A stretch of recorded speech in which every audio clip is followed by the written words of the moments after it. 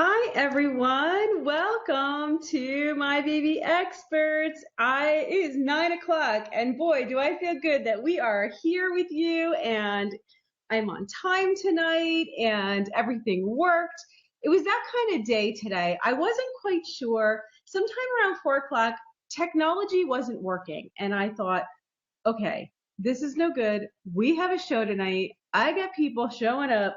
I got all of you showing up. We're going to make this work. So here we are, and it is working. And I'm so happy that we got it all to work out and that we're going to get to do this wonderful, wonderful show because we have so much good information, great prizes, and just fun as always. So hi, everyone. Yeah, everybody's jumping on. We're going to give it a second. Let everybody join us. Yes, and this is episode 122. So let's just give a hashtag 122, 122 episodes in. I can't even believe it. So exciting. And today, actually yesterday, it was last night, we had a huge milestone that we hit. We hit 90,000 followers on Facebook.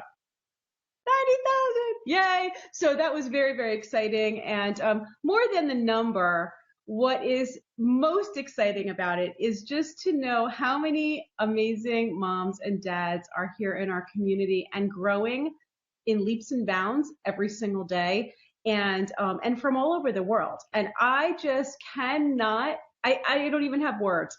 Like I said, it is like the joy. You guys are the joy of my life. Like everything about being able to reach out to each of you, especially this month. It's been World Breastfeeding Week and National Breastfeeding Awareness Month. And I've been receiving your breastfeeding stories all month. As you know, I've been posting them on my wall.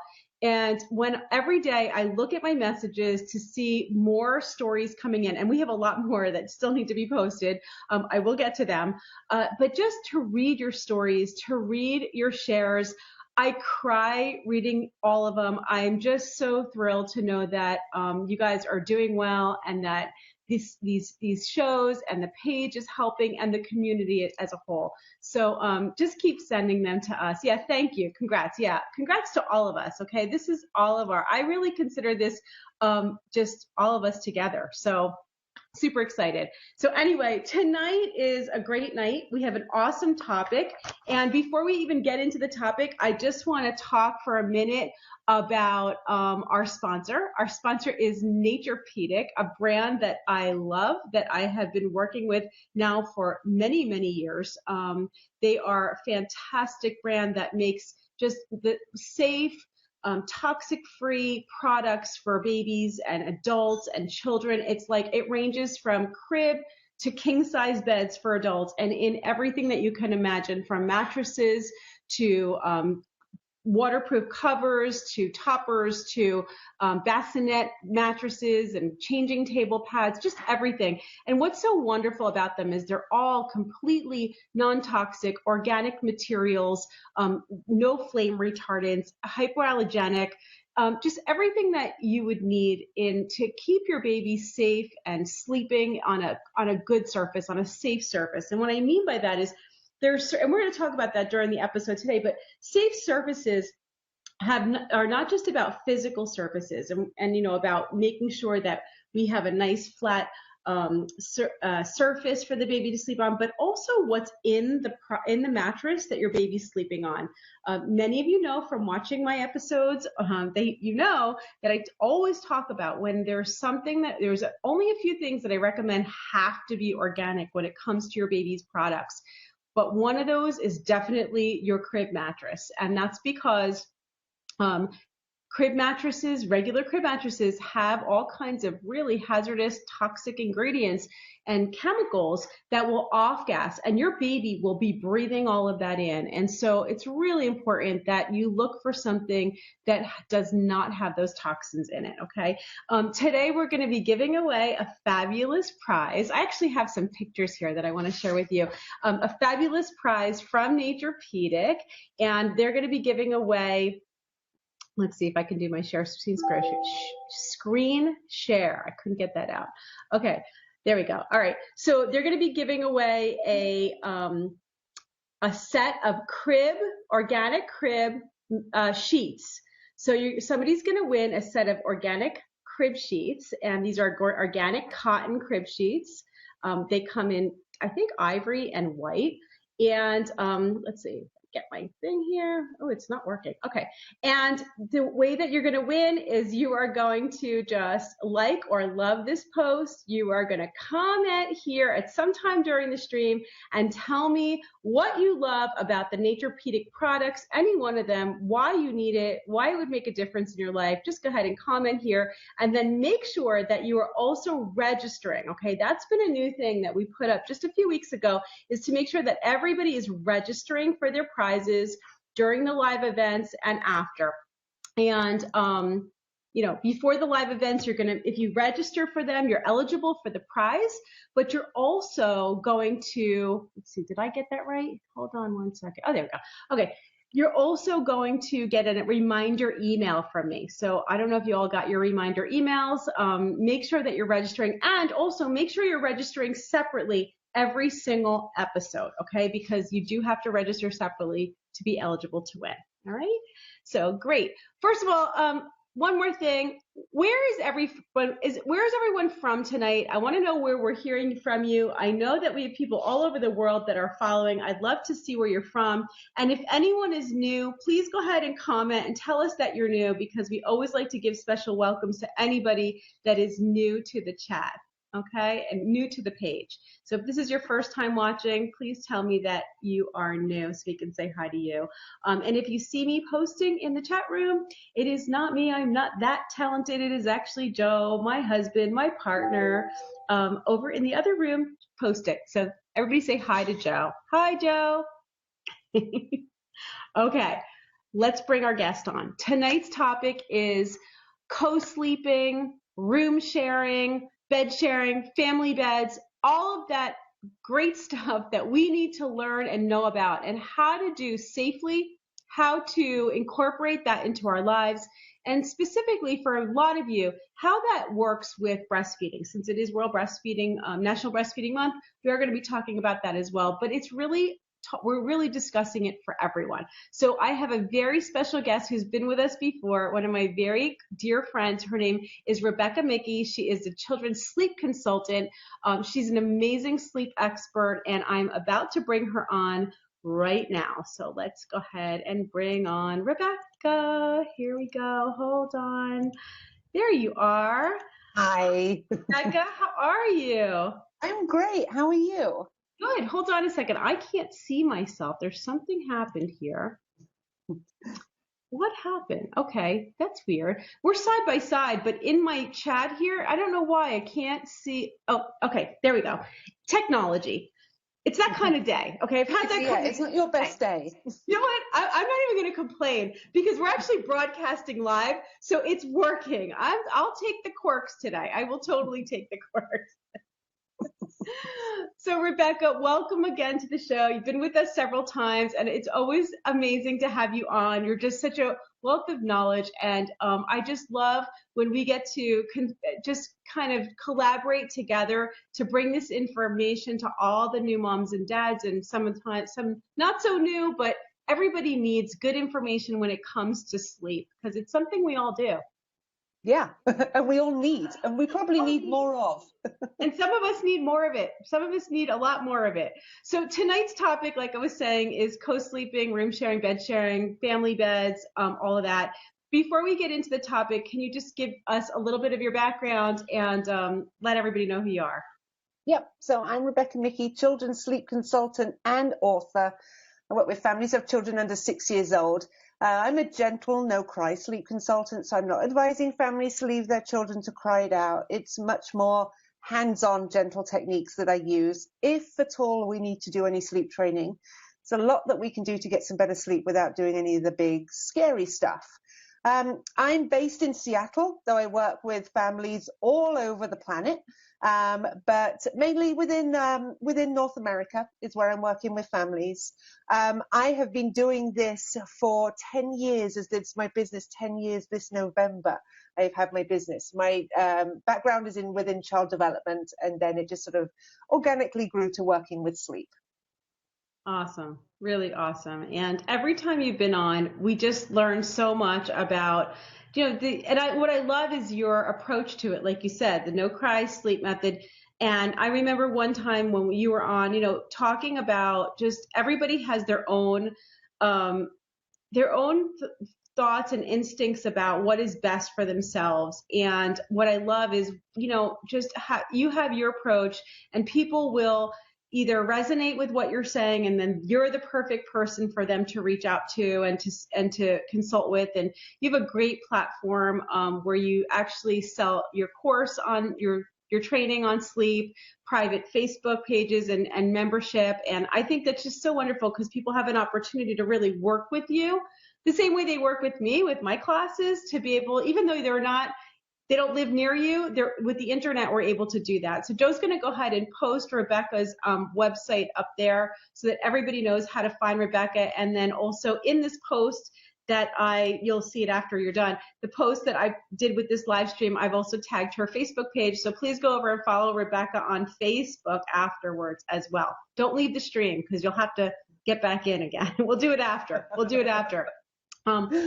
get right to the topic, Rebecca. What are the different there? Because we use them interchangeably. These terms: co-sleeping, room sharing, bed sharing. Let's explain what the differences are, and then let's talk a little bit about what the recommendations are for that. Yeah, great. So it does get a little bit confusing because there's so many different names for where your child is sleeping and exactly what they're sleeping in. So co-sleeping is room sharing. That's what co-sleeping is. Mm-hmm. So that is where you are sharing the room with your child, but not the same sleep space. When you are sharing the same sleep space with your child, you are bed sharing. Yes. And it can get a little bit confusing because we think of co-sleeping very much as being right next to your child and them in the same sleep surface, but that's not necessarily the case. The American Academy of Pediatrics does suggest room sharing for the first 6 to 12 months. So with the co-sleeping, but not necessarily bed sharing for the first 6 to 12 months. So, and it does, with their latest recommendations, they did finally admit that people are now bed sharing. Rather than them saying, no, don't do it, they're realizing that people are actually doing it, and they're looking at to try to make that being done safely. Because them just instantly saying, no, don't do this, and not giving any guidelines, it means that people don't have any guidelines on how to do it safely. Yep. So they are now beginning to talk about how we can bed share and doing it safely to minimize the risk of, lower the risk of SIDS as well as suffocation.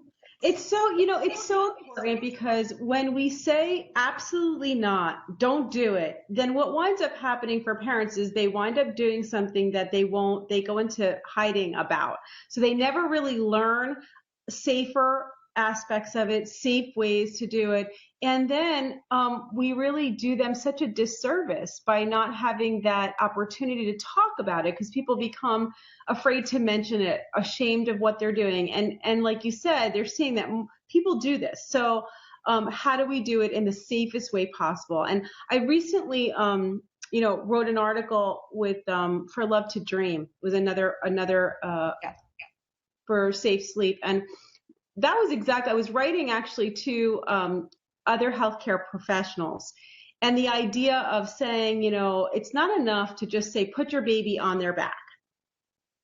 You need to provide some tools because that baby's going to cry. And so, like, what do we do when we say, put that baby on their back?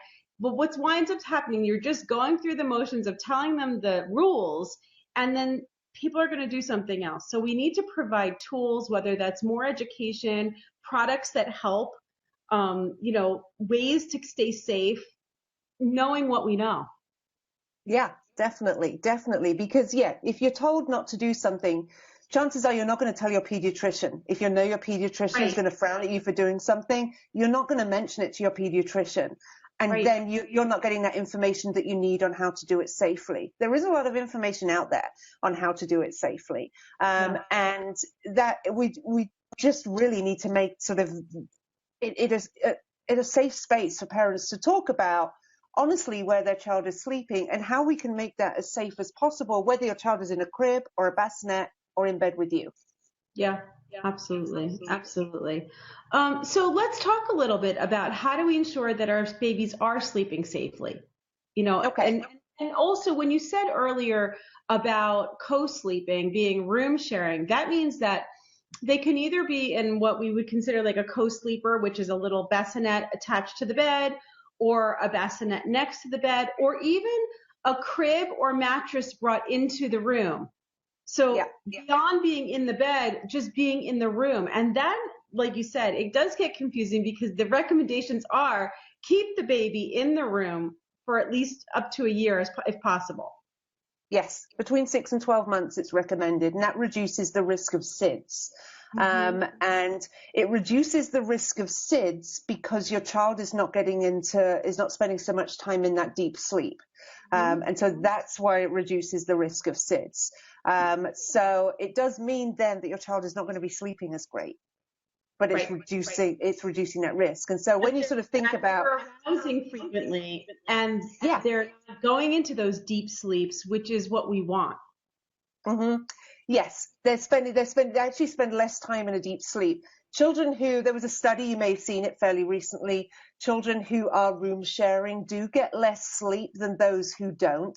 And it was all over the headlines that this happens. And when you actually read the study, I think it was that depending on what age the child was, but I think those who room shared got 10 minutes less sleep than those who didn't.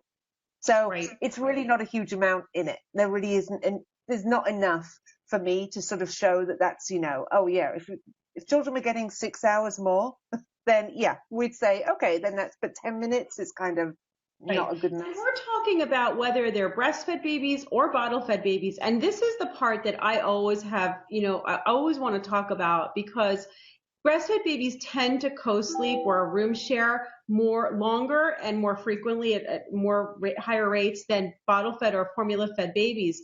However, the risk of SIDS increases with bottle feeding and formula feeding. And so those babies really need to be room sharing so that you're not adding one additional risk. Yes, definitely. There are a lot of suggestions, ways that we can reduce the risk of SIDS, depending on whether we're bed sharing or we are room sharing. And so you're not going to be able to follow every single recommendation. And so it's sort of, looking at them as a whole and doing the best you can. Right. Because there are going to be people who aren't able to breastfeed, and we don't want them thinking that, and it's just not the case, that, that their child is going to, they're risking their child suffering with SIDS. No, there's plenty of other things that we can do to ensure that they're safe within their whilst they're sleeping. Right, absolutely. Let's go through some of the ways to create a safe sleep area for your baby. Like what are some of the things that we want to look at? Okay, so wherever your child is sleeping, they should be sleeping on their back. And so this can be a little bit of a problem, especially if you're bed sharing and you're feeding often. Your child is going to probably be spending a lot of time on their side, but you can then roll them onto their back when they finished feeding. But they do need to be on their back. This does reduce the risk of SIDS with them sleeping on their backs. I think it was like, I don't even remember how many years ago, the Back to Sleep campaign came out, and it's something that started in the UK and has now gone worldwide. And that has really reduced the risk of SIDS by having your child sleeping on their back. Another thing that has greatly improved the risk of SIDS and ensures that children are sleeping safely is having minimal things around them. So we want it to be, if they're in a bassinet or in a crib, that we don't have loads of stuffed animals in there. We don't have even any bumpers on the crib, those thick padded bumpers. If your child rolls into that, then that can cause suffocation. They can also prevent a lot of airflow coming in and out. And so we don't want to have bumpers, and we don't want to have lots of stuffed animals. If your child is sleeping with you and you're bed sharing, again, we don't want it to be that your child is getting into the pillows or into the covers. So you may need to raise the temperature in your room a little bit, so you can just have a sheet, minimal covers, and they are just kind of to your waist. You don't have those right up. You're not getting all snuggly under those covers, and we don't want your child to be anywhere near those pillows either. So just having, again, real bare minimum. If you're bed sharing, it should just be you next to your child. So you should have either the bed against a wall, so that you have that as a barrier, or you can have a bed rail. A lot of people have a bed rail, and it should be the wall or bed rail, your child, and then you. So a lot of times families will have the baby in the middle of the parents, in the middle of the bed, because they view that as being the safest area, but actually it's kind of the other side of you. But you need to have, we don't want them rolling out and falling out of bed, so we need to have that wall or that bed rail. And make sure too that there's no space between the bed and the wall either. There it needs to be like flush, completely flush. And that's the same within the crib. You need to make sure that mattress really fits really, really well there, so that there's no gaps. And again, if your child is in bed with you, that there's no gap between the mattress and the headboard, or even the foot of the bed. A lot of times people, if they are bed sharing, will literally have a mattress on the floor. And that's what a lot of families will do that. One, because if your child does roll out, there's less of a risk of them hurting themselves because it's just a few inches. But as well, it's just you don't have as many places where your child could get. And you're referring to the bed that you're all sleeping in being on the floor, not another mattress on the floor. That's for as your child gets older and you want to move them down to the floor. We're talking about literally taking your bed off the frame, off the box spring, and putting it down to the floor. Yeah, lots of families will do that. You want to make sure if you have long hair and you're bed sharing that you're tying it back. Because that as well is a suffocation risk. And to be honest, there's nothing worse than having your hair pulled when you're trying to sleep. So you're tying your hair back. And if whatever you're wearing, making sure that that's safe as well. There's nothing with any long ties on. Now, most sleepwear does not have that anyway for safety reasons. But a lot of the time, we're kind of just sleeping in whatever it is that we're wearing because we're so exhausted because we have children. And so just making sure that that's safe as well. And so you just want to be, even if you don't plan on bed sharing, and I would say that probably 90% of families who end up bed sharing have no intention of ever doing it. But even if you don't ever intend on doing it, still make sure that your bed is safe, because if you are bringing your child into your bed to feed them during the night, you may fall asleep. And so you want to make sure that space is really, really safe. I think this is a really good point to talk about here, because it's not always that you had the intention to fall asleep with your baby, but we're so exhausted. We're nursing multiple times during the night. And it's a nice thing to be able to, I had a co-sleeper, which is one of those little beds that, just moves right up against my bed so that I could actually see my baby. I liked being able to look over, see her, touch her, grab her, bring her over and put her back without sitting up. But when she was back in her co-sleeper, I felt like I had space to kind of relax and sleep. And so that worked really well for me. I felt like that was safest for me.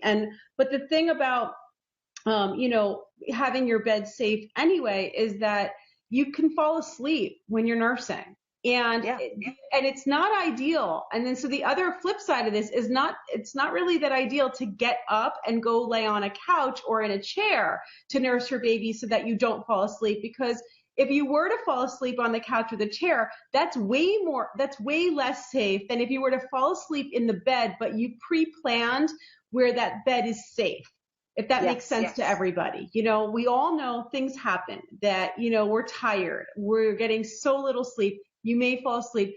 Never sleep on a sofa or a chair with the baby. And I hear this where people say, I know I'm not supposed to bed share. I know I'm not supposed to bring the baby in the bed. So we go out and but I've fallen asleep on the sofa. Mm-hmm. There's way more places to get trapped on a sofa and a chair than there is in a bed. Yeah. Yep. So yeah, they're saying that they constantly fall asleep nursing. They're not alone. I mean, and nursing in general, breastfeeding is going to make you sleepy anyway. So it's just all of it together.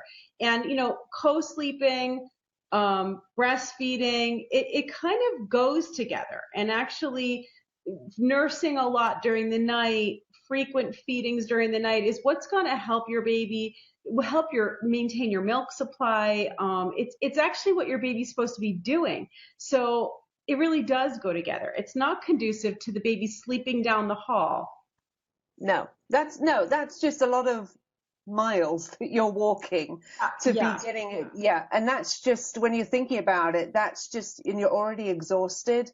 That's just even more exhausting. Though there are a lot of families who do have their child in a different room, and that's what works for them. And so that's, there's no reason why you can't do that.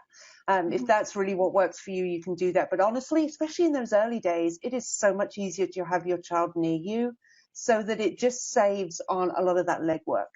Yeah, that was what I wanted to talk about next, was actually some of the advantages of co-sleeping. Like, what are some of the advantages? And we're talking about that right now, which is often getting more sleep.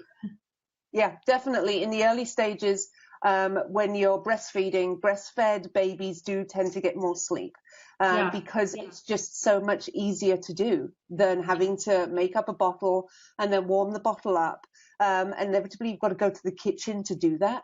And so it means, you've got that whole duration of time that it takes to do that. And it may not be very long. We're not talking, 30, 40 minutes, but it may be 5 minutes. But if you're doing that 4 times a night, that's 20 minutes less sleep. And then you've got sort of the whole, process of then the burping and everything else afterwards. Right. If you can just pick up your child, latch them on and feed, then everybody actually gets more sleep. So if you're breastfeeding, you do get more sleep.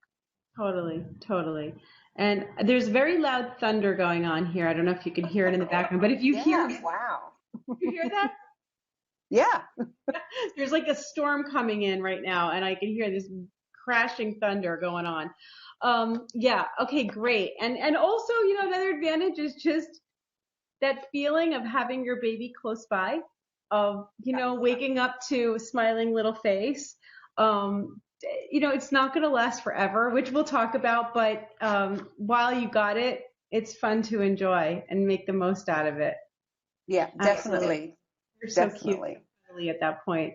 What about, so let's just, one of the questions was just, how do I manage night wake-ups? How can I make those nighttime wake-ups easier to manage? Because like you said, they are going to wake up more frequently. They're going to be in less of a deep sleep. We know that they're going to be waking. How do I make them easier and quicker? Yeah, great question. Great. So I think one of the things is initially your mindset. If you sort of get to bed at night and you think, okay, tonight's the night when I'm going to sleep through, then your child wakes 10 minutes later because they somehow seem to know whenever it is that you're dropping off to sleep that they wake up. Yeah. But that you're going to be setting yourself up for disappointment. And so I think, one, having those realistic expectations of how often your child is going to be waking, and then when they're very young, that may be every hour. And then hopefully that'll be lengthening out as they get a little bit older. But you may still be having night wake-ups as they're getting to 3, 4, 5, 6 months. You may still be dealing with night feedings, night wake-ups. There are certainly some ways that you can make these quicker and easier. So one of them is to make sure that you're giving your child some opportunity to get back to sleep initially. Mm-hmm. When their children are very, very young and they begin to wake, we kind of grab them really quickly because for a couple of reasons. One is that we know they need a feed. They're really young. We know that they need a feed. And two is that when you're waking so many times a night, you know that the sooner you start helping your child, the sooner your child is back asleep and the sooner you're back asleep. And so it's just kind of a no-brainer that's what you need to help quickly. As your child begins to get a little bit older, and I'm talking sort of 3, 4 months old, give a little bit of opportunity. So when they wake, don't jump the second that they wake. Are they just kind of moving, grunting, fussing around? They do not need help at that point. When it turns into a proper cry, then I would certainly step in. But it doesn't even then mean that you have to feed every single time. You'll know pretty quickly if just pick up and, they had a burp and you're just patting it back and that was enough. You know whether that hand on the tummy is enough. So it's not something you have to help with, giving them that opportunity and helping for a really long time. It may be that they fussed for 10 minutes, they were actually able to get themselves back to sleep. Or they fussed for 10 minutes, you went, rubbed their tummy, they were actually then able to get themselves back to sleep. But it may be that it got to the point where you actually did need to feed. But you're then feeding when they needed the feed, and not necessarily just diving in as we were when they were a newborn. So giving that little bit of opportunity, and if your child is gaining weight, okay, and your doctor says that they don't necessarily, they can reduce feeds down during the night, then I would certainly try this. Now, it's not going to work for a lot of people, and you're certainly not going to cut down to no feeds a night by doing this, but it may be that once a night you don't need to feed during the night, and that means that you're working towards reducing down. Now, I know this sort of, I'm going to be talking about how we're reducing down night wake up, how we're reducing down that time you're awake. That just seems to be the exact opposite of what we're doing. So you don't have to do that for every single wake up. You could try that just for one wake up. So maybe if your child woke at 10, you fed them, and then they woke up at 11:30. So really 4 or 5 month old is not necessarily hungry an hour and a half after they just ate. That's when you can try doing this. So you can just try it once a night. So I would really suggest that we try that once your child's getting to that 3, 4 months old. Other things, if you are needing to feed during the night, we want to keep it as minimal as possible. If you need to do a diaper change, of course do a diaper change. But if you don't, it may be that you can do that at the next feed. So it's not something that you automatically have to do. Again, that's something that we do with newborns because they need it. But as they get a little bit older, they're not pooping as often. And so we don't necessarily need to do that diaper change. Watch what lights you're turning on. Now, if you can just grab your child and latch them on and you're barely even opening your eyes, that's awesome. But we want to keep that stimulation as minimal as possible. So if you are needing to turn lights on because you need to see what you're doing, which was what I never managed to nurse laying down, never ever. So I'd always have to sit up. So I needed a light on. I needed to see what I was doing. So make sure that the light bulb that you use is not super bright, obviously. But I would also make sure it's not an energy-saving light bulb. Energy-saving light bulbs are very broad spectrum. And so if it's a LED or just any energy-saving bulb, it's a very broad spectrum, the same as sunlight. And so these bulbs inhibit the production of melatonin. Melatonin is a hormone that induces sleep. We want to keep this. We want to keep this being produced all through the night. So it will. So make sure that you've got some incandescent light bulbs. You can still buy them. They're very low wattage that you can still buy at the store, but that's perfect for a night feed. It really, really is. Because if you are turning this light on, it will stop that melatonin production in your child and in you, which means it's going to be harder for you to get back to sleep. I always had a night light on in the room, like farther away. It was always good for me because even being able to, when you're breastfeeding, I always woke up a minute before my baby did. You're so in sync. And I'd always say, why am I awake? She's asleep. And then the minute I would say that to myself, she'd start to stir, and I understood why I was awake. But being able to look over at the baby, being able to even get up to go to the bathroom, do what you need to do, or take the baby and nurse without having to turn on any lights, but have a little bit of light in the room, a night light's a great idea. Great. Night lights, a lot of night lights now have LED bulbs, and we want to be avoiding those. You can still get some which have incandescent bulbs. So you just want to be careful of what you're getting, especially if you're buying online. Most of them are LED. So you want to be avoiding those. Avoid using your phone. Don't look at your phone when you are, and that's what a lot of people are doing is their phones right next to the bed, they're reading the news, they're watching videos, they're whatever it is they're doing. Just reading what's been happening on Facebook. Don't use your phone. The reason is exactly the same. It's exactly the same. Broad spectrum of light instantly shuts off that production of melatonin for everybody in the room. You don't even have to be looking. It's not necessarily something that it comes from your eyes.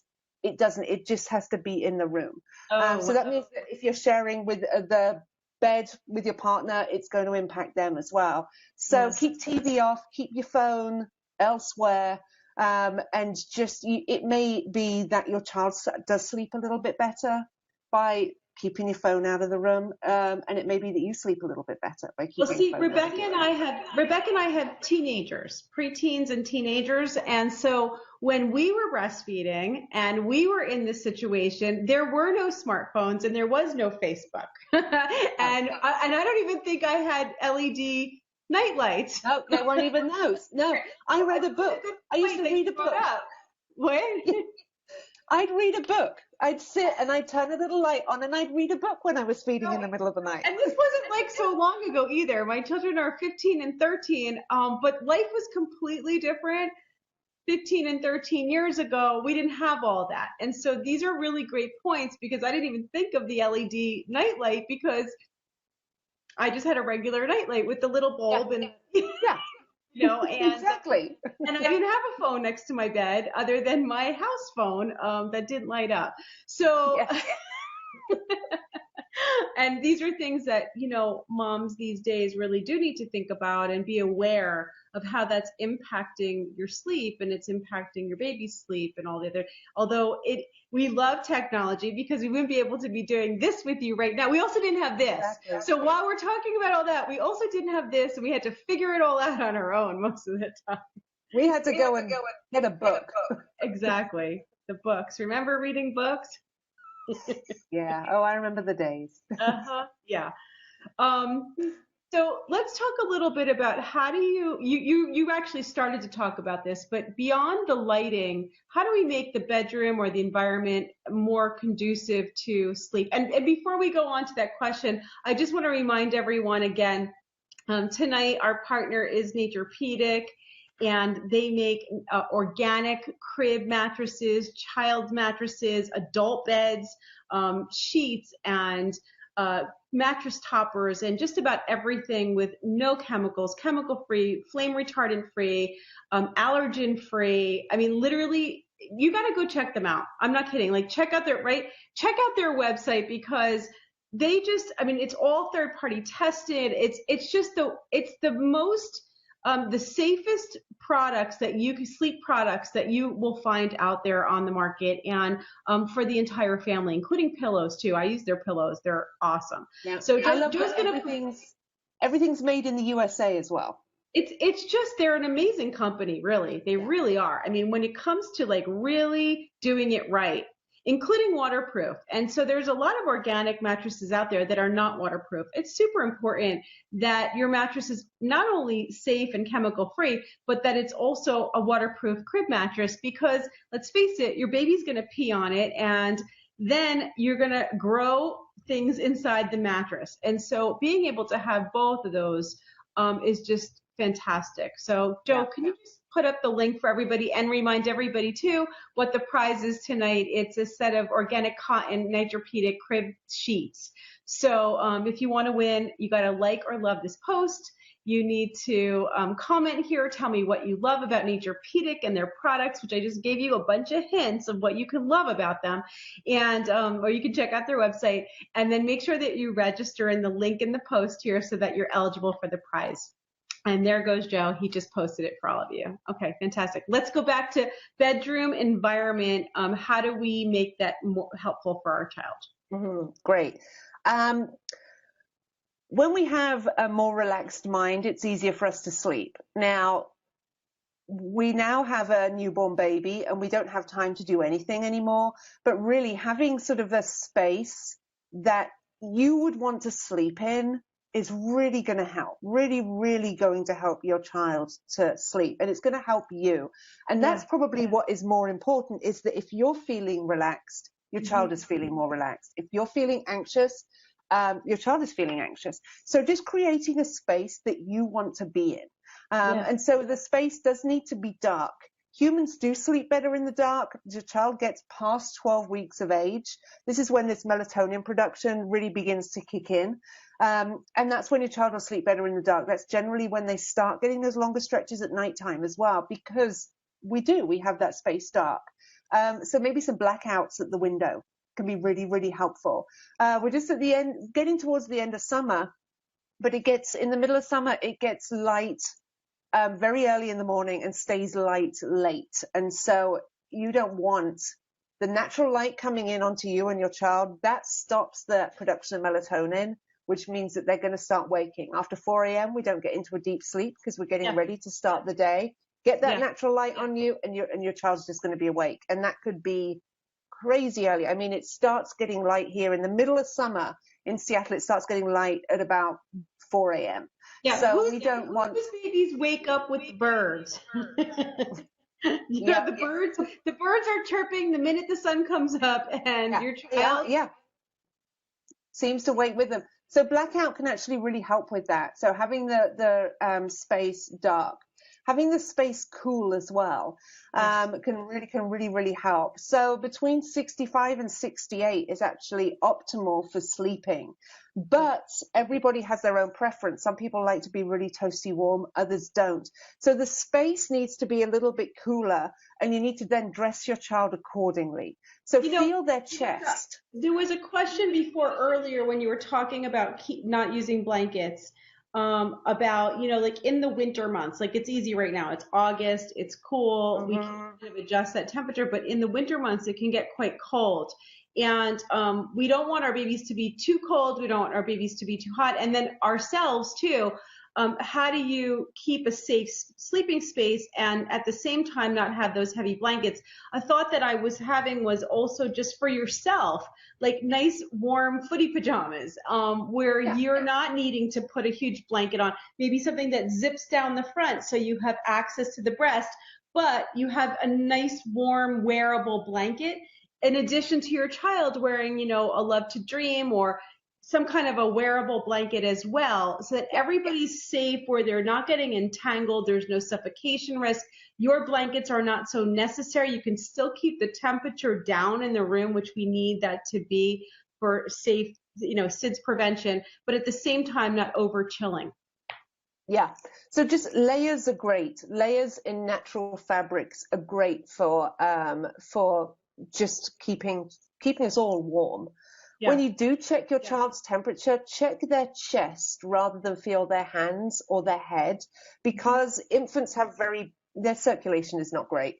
And so if you feel their head or their hands, they may feel freezing cold.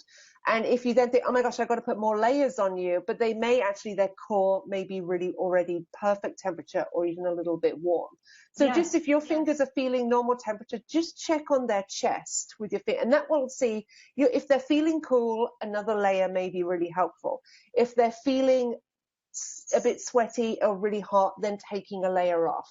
But definitely the layers, and in sort of some natural fabrics. The wearable blanket is a really great idea. A lot of different companies will have different weighted ones. So some will be thicker, which can be really, really helpful for in the winter. Some will be just a very, very thin, which is really then helpful for in the summer. But your child is not kicking anything off. We've not got then anything loose in the sleep space. So the wearable blankets are really great. I'm really pleased now that US companies are beginning to make them in much larger sizes. Yes. They used to kind of stop at a year. Now they're going way beyond that, which I'm really pleased with. In Europe, they make them up to 10 years old. These things are huge. They are absolutely huge. Oh my goodness. Yeah, like a sleeping bag. Well, that's exactly what it's like. Yeah, I did a Q&A last week with Love to Dream, and they have amazing lightweight. They have a summer one, and then it's very, very thin and lightweight for really hot, warm temperatures. And then they also have one that is a winter version that is quilted from here down. Fantastic. And also they do go up to 3-4 years old in their Inventa. It has a vented zipper, so you can unzip it. It's just got that whole cooling system built into it. Really smart. So you could check that out. That's a great line. And not to mention the arms up, the swaddle up design of it, which I love. Keeping your baby, being able to self-soothe a little bit. Definitely. As you will see when babies sleep, they often have their arms up. It just seems to be that natural position for them. Totally. I wanted to, what? Oh, Joe just posted the link. What, for Love to Dream? Oh, fantastic. Okay, good. We just posted the link for Love to Dream. If anybody missed my show last week or hasn't heard of them, definitely check them out. Definitely check them out. I wanted to also post a link for some great places to go for safe sleeping guidelines and more information for people to read. One of them that we had talked about earlier was Dr. Sears. Joe's going to post a link for that because there's some great information over there. But there's also another, he's a researcher. He's a very amazing, smart man, James McKenna. And he's done a lot of research and studies, and he has a great website information about bed sharing and breastfeeding in particular with bed sharing. And just where you're not going to read some of this in other places. And he has some really great guidelines too. A lot of what Rebecca went over tonight, but it's a great way to remember them, see them written, and do a little bit of searching around on his site too, so you can get the perspective. Like we said earlier, it may not be something that you're planning. It is not what the American Academy of Pediatrics is recommending. We're not saying this is what you should do. But what we're saying is we're realistic too, that you could fall asleep with your baby, that people are going to do it regardless of the recommendations. And if you're going to do it, make sure that you're doing it safely. Yeah. Yeah, definitely. Joe's posting those links for you guys, so they'll be here in the stream afterwards for you to be able to go back to. Let's move on to the question of when should a child move into their own room? So now we're done. We feel finished and complete, and that may be a while. I mean, it may not be, like we said, the recommendations are 6 to 12 months being room sharing, whether that's moving the crib into your room or a mattress onto the floor at some point. The child can stay in your room. And then there's the whole idea of families that create a family bed where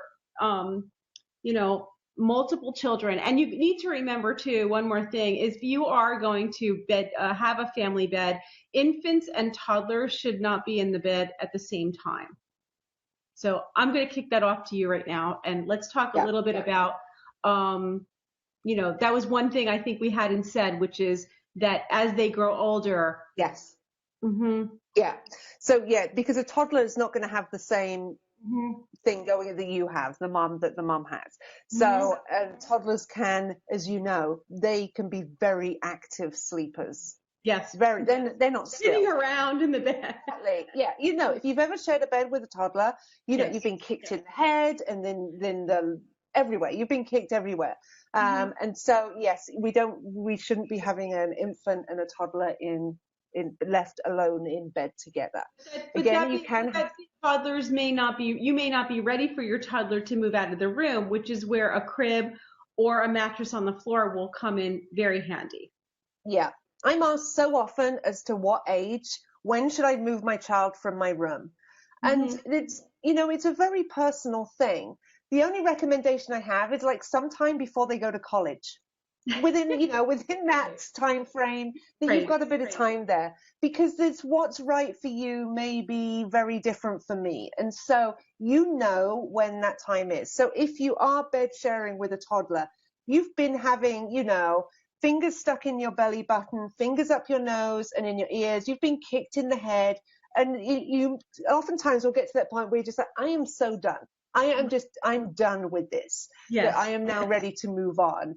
And that's kind of a lot of the times how it happens. It's not necessarily, well, let's really think and plan this out. It's more of, seriously, I cannot do this one more night. I am really, really done right now. And that is the perfect time to make the change. Yes, it would be awesome if we've got all this time to prepare, but it may not happen that way. Anybody understand what we're talking about here? Let's get some hearts if you can totally relate to what Rebecca just described of that, because I'm sitting here going, oh yeah, if you're wondering like how long should your child be in their bed, you're going to know the answer to that. Yeah, when they need to be out. That's really the answer. It's like for me, it was like, I need them near me. Oh, I need to know what's going on. Oh, I feel so much more comfortable seeing them. And then one day it was like, I had enough. I'm okay. I'm really okay at this point. I'm ready. And that's the time to move. Yeah, and that is the time to move them. And for every family, that's a completely unique time. For some, that may be at 5 months old. It may be at 8 months old. It may be at 18 months old. It may be at 4 years old. It's whatever's right for the family.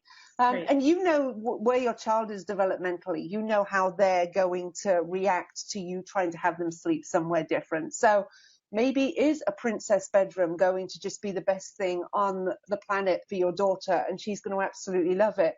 Is it just that not going to work at all? And so it's never ever an all or nothing. Is having this, as we mentioned earlier, the mattress on the floor for your child. So you can bring their mattress, whether that's a crib mattress or a twin mattress, and bring that into your room, and you can make up their bed there. And that may be a great way to start that transition.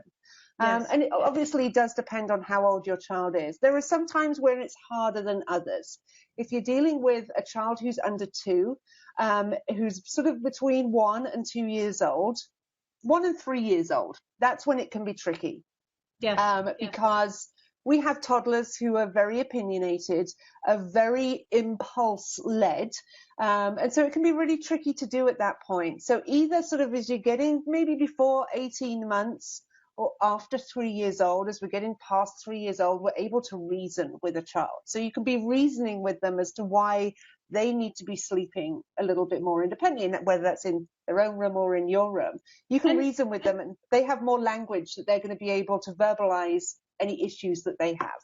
And, also sometimes it's not about chronological age either. Sometimes it's about like your family situation. I could tell you that, like, for me, my children are 2.5 years apart, 2 years and 4 months to be exact.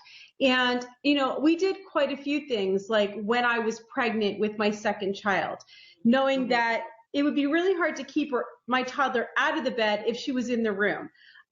Just knowing her personality, and that we couldn't have the baby and the co-sleeper and the toddler. So while I was pregnant, I started to transition her to stay. We bought her a big girl bed with a side rail, and my husband was the one who really went to her more during the night to kind of transition her to not just being mommy, knowing that once the new baby came, I wasn't going to be able to do that all night, and that it wouldn't be because of the baby. She would stop relating to it where the baby took her place, but got into a new routine with my husband, so that by the time the baby was born, that was the routine she was in. And so it may just be that, she was only 18 months old when I got pregnant again, and that's when we started to make the transition in preparation for the new baby coming. And so think about that too, because lots of times we just kind of wait till the baby's born, till the next baby's born, and then things can actually get a little more difficult. Toddlers can regress. Toddlers can also start to feel replaced. And you want to keep that all in mind, which makes it a lot easier to do beforehand with some thought. Yeah, definitely. Planning really is going to help you. Sometimes it's just not possible, but if you can sort of just think about what your goal is and give yourself sort of a fairly decent, relaxed time frame, then it is going to go a little bit easier. So that may be that your child is 18 months old, a year old, and though everything is completely fine right now, and they may be sharing with you, it's completely fine. At some point you're going to get to that point, and honestly, you are going to get to that point. That could happen tomorrow. It could happen in a year's time when you're done. But if you've already started this preparation now, then that means when you're ready to make that transition, you've done all that preparation work. So that could be, do you need to set up their room, make sure they have plenty of playtime in there. Have they never been in their crib before? You've just bought this crib and it's just been used for holding laundry for the past year. Then make sure that they are comfortable with that crib, and that comes with playtime, because they need to be comfortable with a space before they're going to sleep there. And if you're just suddenly trying to get them into a new bed, a new room, and they've never seen it, they're not comfortable with it, they're not going to sleep well. I'm not going to sleep well if you just suddenly put me somewhere new. It all comes with that preparation. So it could be that you're going to have them play in the crib, lights are on, curtains are open, you've got plenty of toys, not when they're tired, not when they're hungry, so that they're getting really comfortable with that space. So when you are then, okay, we're done with this, they know it, they know where they're going to be, it's not completely new, and it's going to be just a little bit easier for you. Yep, totally.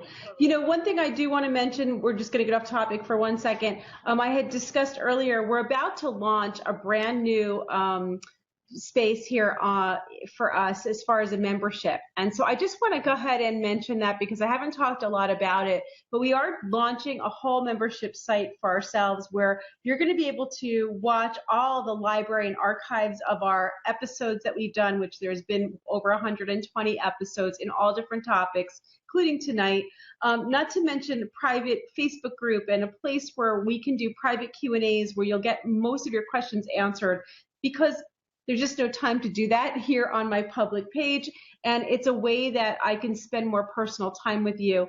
Also, Joe's going to go ahead and post up my classes because I've had a lot of you asking about the breastfeeding class, Simply Breastfeeding, breast pumps and briefcases. I tend to not discuss it too much when we're doing our live streams, and then I have questions that pop up later like, where's the links to your classes? Where is everything? So Joe's going to go ahead and post that for you, but everybody stay tuned soon because within the next few weeks, we'll be launching our membership site, and it's going to be pretty amazing. You're going to have a lot of information. I have over 700 videos for you. Wow. Okay, so if you want a library of constant, if you can't get enough and you want to watch more and you want to have access to this, plus private access to me where we can do these live Q&As together, then please stay tuned. Make sure you're signed up for your emails so that you don't miss anything. I'm going to have some special offers on that, and I want you guys to be the first to sign up and do it.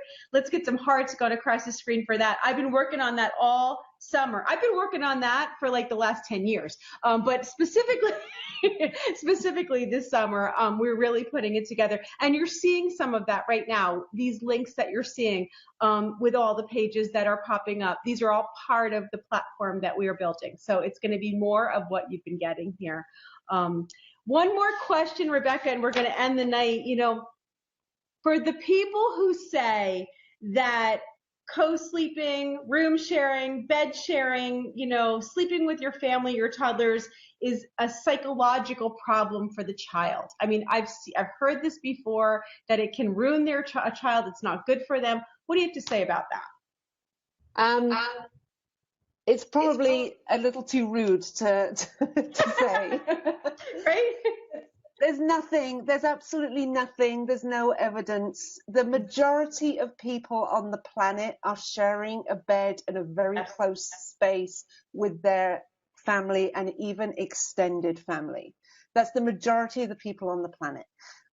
So your child is not going to be psychologically scarred because they share a bed with you until they're 2 years old, or they're sharing a bed with you and breastfeeding until during the night and till they're 4 years old. There's absolutely nothing.